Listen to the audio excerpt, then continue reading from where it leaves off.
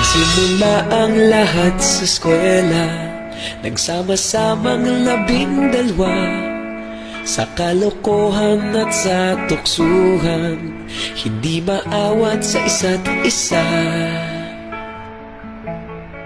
Madalas ang standby sa cafeteria, isang barkada na kay saya. Laging may hawak-hawak na gitara, konting udyok lamang kakanta na. Kay simple lamang ng buhay nun, walang mabibigat na suliranin.